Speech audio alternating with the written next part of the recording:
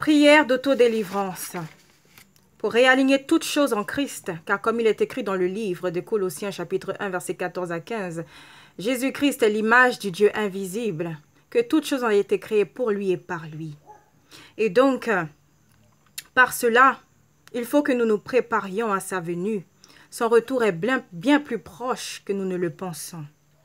Et c'est pourquoi, bien-aimés, il est important de comprendre que cette lutte, ce combat spirituel que nous menons donc, n'est pas contre la chair et le sang, mais contre toutes les principautés, contre les royaumes de ce monde des ténèbres, qu'ils se situent dans les lieux célestes, sur la terre et sous la mer.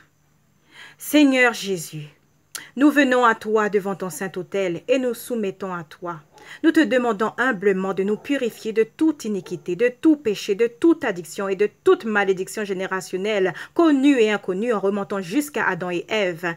Et nous te demandons de les briser à mesure que nous invoquons ton nom, car comme il est écrit dans Romains chapitre 10, verset 13, « Quiconque invoquera ton nom sera sauvé. » Alléluia.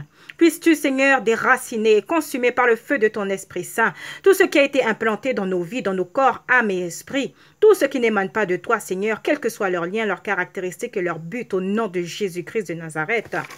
Alléluia. Nous prenons autorité par ton saint et puissant nom, Seigneur, et par la puissance de ton Esprit Saint.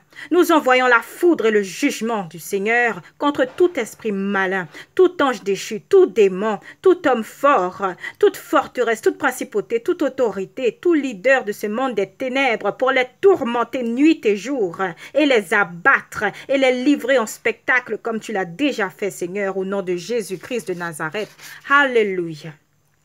Nous nous délivrons ainsi, nous, nos familles respectives, nos lignées respectives, et ainsi de toute conspiration de Satan, et nous maudissons sa semence d'ivraie en remontant jusqu'à Adam et Ève, et nous lui fermons toute porte ouverte et les scellons par le sang de Jésus-Christ, qu'elle ne s'ouvre plus jamais, au nom de Jésus-Christ de Nazareth.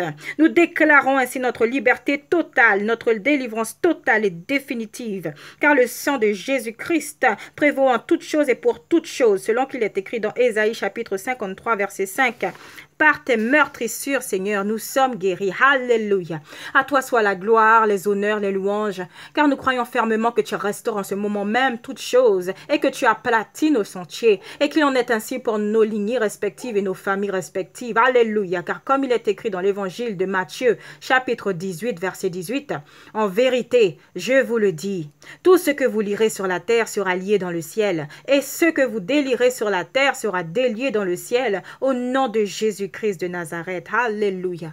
Nous rendons gloire au Seigneur et Sauveur Jésus-Christ et nous nous préparons ainsi à sa venue par la prière, par les requêtes, les supplications, par le jeûne, toutes ces choses qui justement font que nous résistons aux tentations, que nous résistons à l'ennemi et que nous demeurons humbles, fermes dans notre foi et surtout protégés de toute attaque de l'ennemi, quelle qu'elle soit, que nous attendions justement avec humilité, ferveur, endurance et persévérance, la venue du Seigneur, que nous puissions ainsi nous accaparer cette couronne de vie qu'il nous a promise. Alléluia.